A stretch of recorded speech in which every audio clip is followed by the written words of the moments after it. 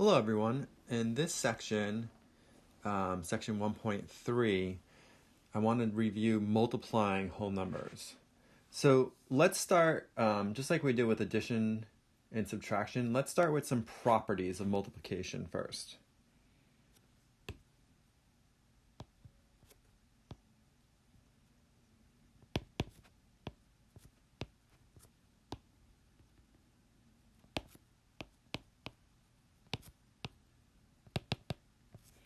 Okay, so the first property is if I take any whole number, I'm going to call it a. Remember, a just represents any whole number, and I multiply by 1, which is the same as multiplying 1 times a, I get back the same whole number a, right? This is called the identity property of multiplication.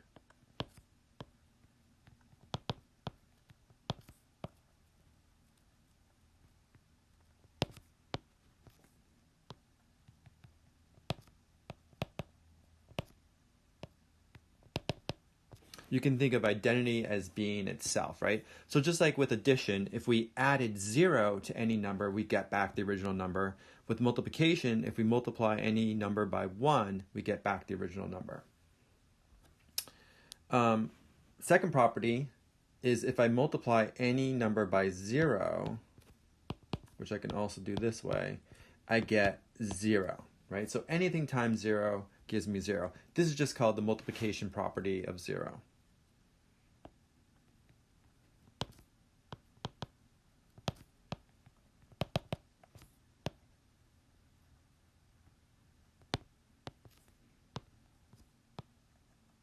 So we'll just have to remember anything times 0 gives you 0.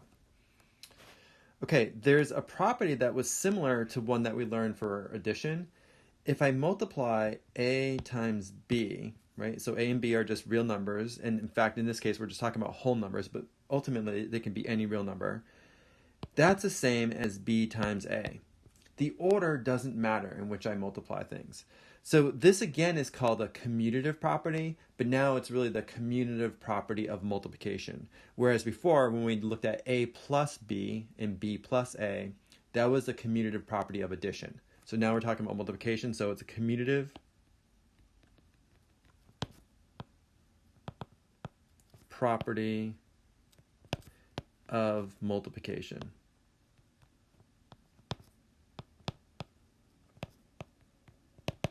Again, you can think of it as the order in which you multiply doesn't matter. So order doesn't matter. Okay, another property, and again, this is similar to the one we learned with addition, is if I multiply a times b, right? I find that result, and I take that result and multiply by c. That's the same as if I had multiplied b and c first, so b times c, and then took that result and multiplied by a. So again, just like with addition, right? It didn't matter how we grouped things as long as we were adding everything together. Same thing with multiplication. And this is called the associative property of multiplication.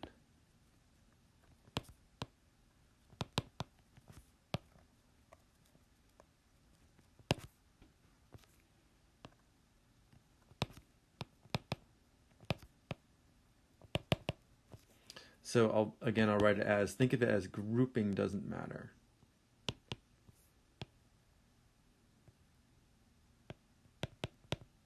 So grouping doesn't matter. Right? It doesn't matter how I group things.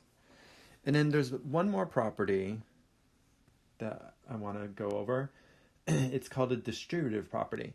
So if I multiply a times b plus c, if I distribute a over that addition, right? A times b plus c.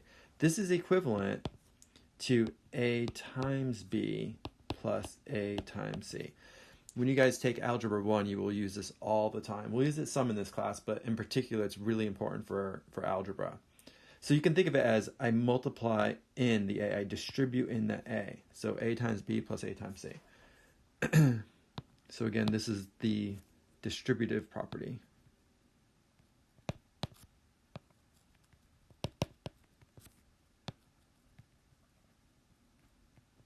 Let me give you an example with numbers on this one.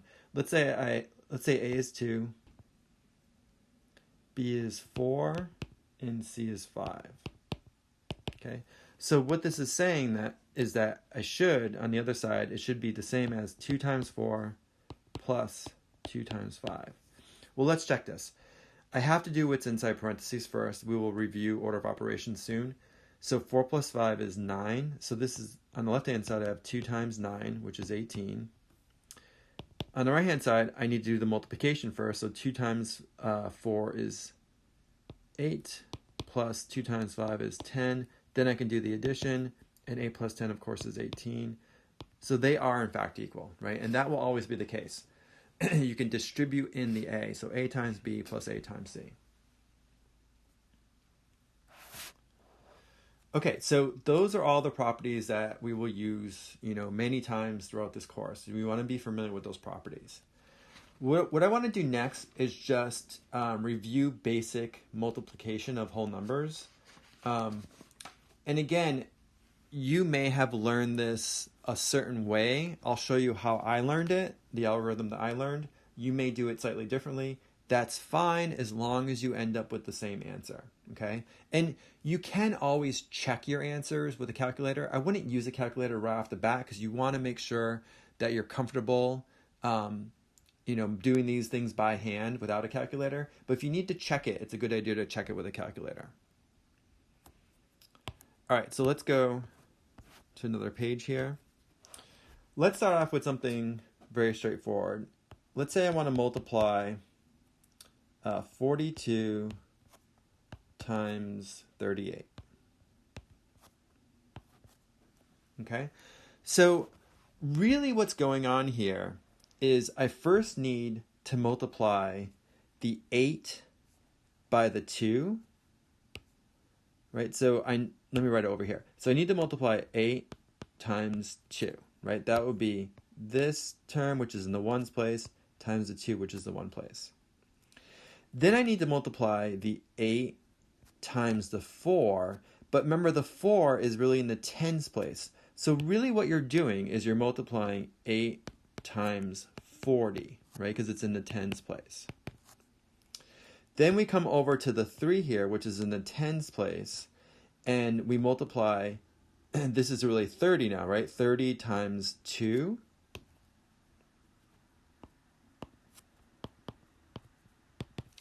And then finally, we multiply the 3 times the 4, but really, since this is in the tens place and the 4 is in the tens place, this is really 30 times 40, right? So this is really 30 times 40. And if we add all those up, that's going to be our result, right? So if I do it on the right here, 8 times 2, that's 16. 8 times 40 is 320. 30 times 2 is 60. And then 30 times 40 is going to be 1200. And if I add all those up, right, I'm going to get 6. Then 1 plus 2 plus 6 plus 0 is 9. 3 plus 2 is 5. And then the 1 here. Okay. Now, do we ever do it like this? No. This is really what's going on, but we never do it like this, right? We kind of compress all those operations so it's much more efficient.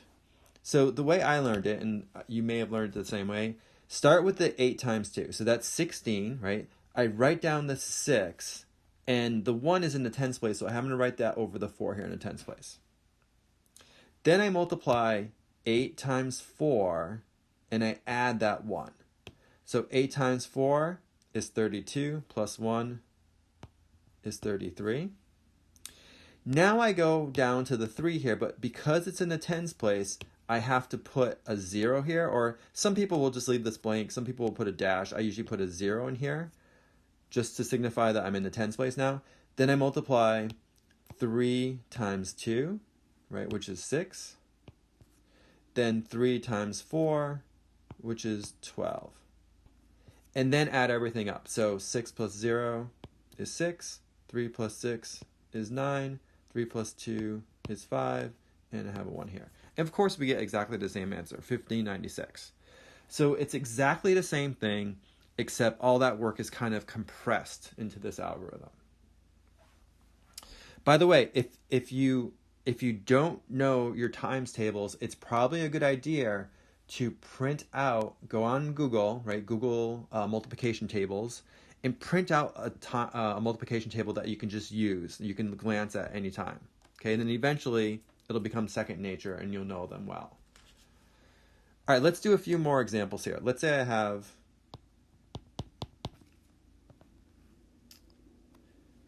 607 and I want to multiply by 65. Okay, so I start with the ones place, right? 5 times 7 is 35. So I write down the 5, carry the 3. Then I do 5 times 0, which is 0, plus 3. Remember, you have to add this. So 5 times 0 is 0 plus 3, which is 3.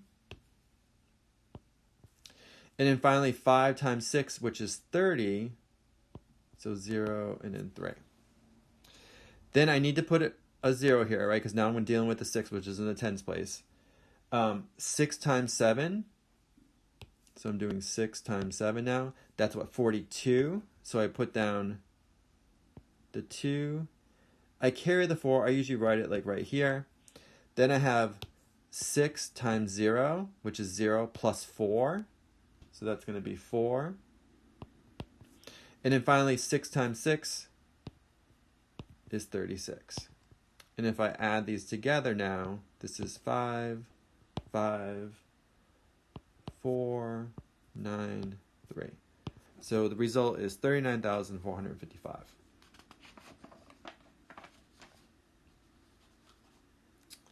All right, let's do one more here. Let's say I want to multiply 881 times 28. Okay, so again, I start right with 8 times 1. Well, that's just 8. I don't need to carry anything.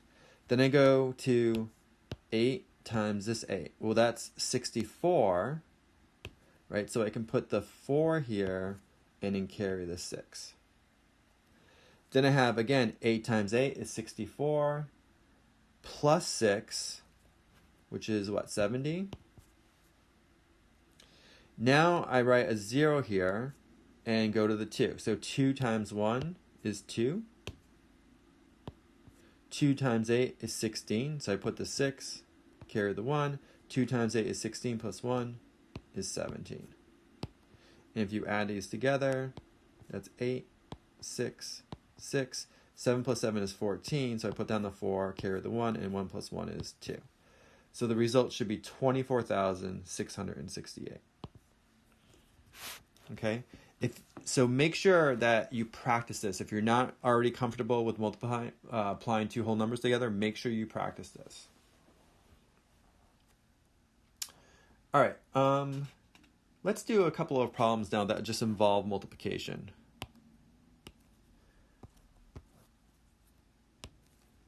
Let's say I want to find the product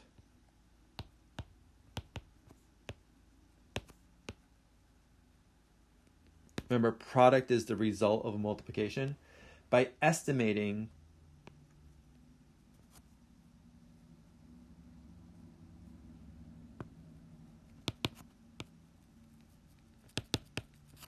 each number to the nearest 100.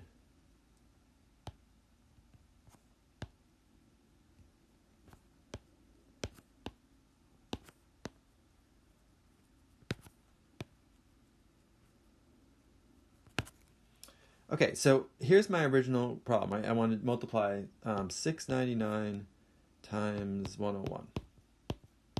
And of course, I could do that, right? I could multiply that, no problem. But I want to just estimate that answer, estimate the product by rounding to the nearest 100. So remember, the first thing you have to do is round and then multiply. So in this case, right, 699, well, the 6 is in the hundreds place. I look to the right. I have a number 9 that's greater than or equal to 5, so that 6 has to go up to a 7. So this really rounds to 700. And in the second number, the 101, the 1 is in the hundreds place. I look to the right, I have a 0 that's less than 5, so that stays a 1. Everything else becomes 0. So if I round both of them to the nearest 100, I really have 700 times 100. Okay, so now how do I multiply this? Well, I can use the same algorithm I've been using, right? I could do 0 times 0, 0 times 0, 0 times 7. Well, that's just going to be 0. Often people don't even write that, but let me write, just to be clear, write it in there. Then I have to put a 0 here because I'm on the second 0 now. So now I'm multiplying 0 times 0, 0 times 0, 0 times 7. Again, it's all zeros. And now I have 2 zeros here because now I'm dealing with the 1, which is in the hundredths place. So I have 1 times 0 is 0. 1 times 0 is 0. And then 1 times 7 is 7. And then if you add these, of course, you're going to get 70,000. Now, do you have to write all these zeros here? No. If you understand that, this is going to be the case where immediately you can write down 2 zeros and then deal with the 1, that's fine as well. But if we use the same algorithm, that's what we end up getting. So the estimation of that product is 70,000. The real answer, you could work it out, right? It's going to be slightly different than 70,000. Okay, so here's a question. It says, a young couple took out a mortgage on a condo. They paid $790 a month for 15 years. And there's two parts of the question. The first part is, how much did they pay annually towards the mortgage? So in other words, how much did they pay for 1 year? Well, the way we could figure this out, we know that there are 12 months, right, in 1 year.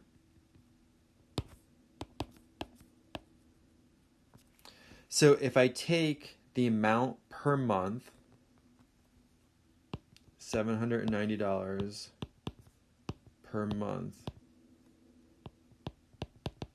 and I multiply by 12 months, let me write this out the same way. Then you can see here that the months cancel, and I'm going to end up with the amount that they pay, right? So basically, I'm just multiplying it by 12. $790 per month times 12 months, that must be how much they're paying per year, okay? So this is a multiplication problem, right? So 790 times 12, I'll write it so everything lines up. And then we'll use our algorithm. 2 times 0 is 0. 2 times 9 is 18, so 8, carry the 1. 2 times 7 is 14, plus 1 is 15. Now I need to put a 0 here. 1 times 0 is 0. 1 times 9 is 9. 1 times 7 is 7. So then this becomes, when I add this 0, 8. 9 plus 5 is 14, right? Carry the 1. And then a 9 here. So it looks like they pay $9,480 per year, right? So that's the amount per year. And then to answer the second part of the question, well, how much did it cost them altogether to pay off the entire mortgage? Well, they're paying that amount per year for 15 years, right? So now basically I need to multiply the amount that they pay per year, which is 9,480, times the number of years. They're paying it for 15 years. Okay, so we do our multiplication. 5 times 0 is 0. 5 times 8 is 40, so I write down the 0, carry the 4. 5 times 4 is 20, plus 4, 24. I write down the 4, carry the 2. 5 times 9 is 45, plus 2 is 47. Put a 0 here, because now I'm dealing with the 1, which is in the tens place. 1 times 0 is 0. 1 times 8 is 8. 1 times 4 is 4. 1 times 9 is 9. And if I add these up, so 4 plus 8 is 12, so 2 carry the 1. 1 plus 7 plus 4 is also 12, right? So 2 carry the 1, and it looks like that's going to be 1 plus 4 plus 9 is 14. So that would be the result, right? So the total amount that they're paying for their condo over the 15 years is $142,200.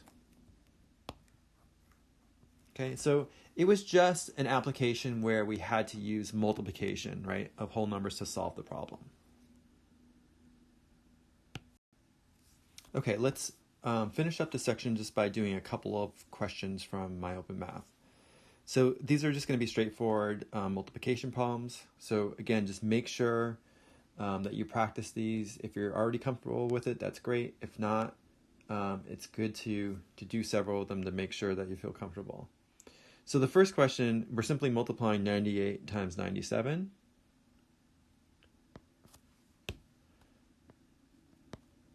So again, I'll line them up, 98 times 97.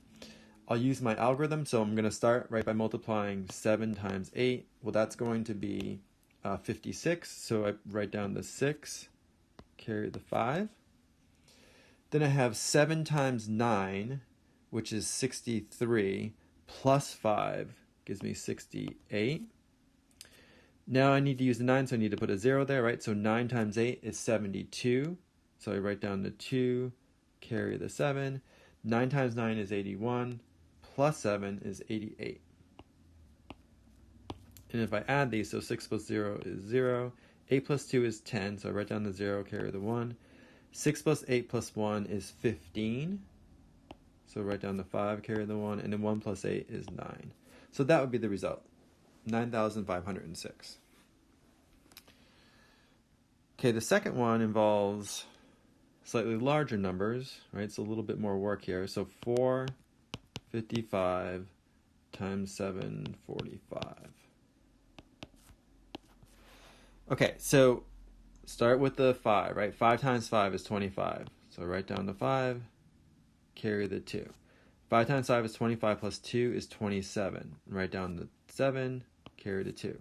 5 times 4 is 20 plus 2 is 22. Put a 0 here. Now I deal with the 4. 4 times 5 is 20, so I write down a 0. Carry the 2. Here's where, I don't know, I kind of just write it next to it somewhere. 5 times 4 is 20, plus 2 is 22. So I write down the 2, carry the 2. 4 times 4 is 16, plus 2 is 18. Now I need to deal with the 7, so I have 2 zeros here because the 7 is in the hundreds place. 7 times 5 is 35, so I write down the 5, carry the 3. 7 times 5 is 35, plus 3 is 38. So I write down the 8, carry the 3. And then finally, 7 times 4 is 28 plus 3, which is 31. And if I add all these together, that should be my result, right? So 5 plus 0 is 5. 7 plus 0 plus 0 is 7. 2 plus 2 plus 5 is 9. 2 plus 8 is what? 18. So it's 8, carry the 1. 1 plus 1 plus 1 is 3. And then I just have a 3 here. So that would be my answer, 338,975. And again, if you need to, just check it with a calculator. Don't use a calculator to actually calculate it because you should practice this. But if you need to check it with a calculator. Okay, great. Thanks.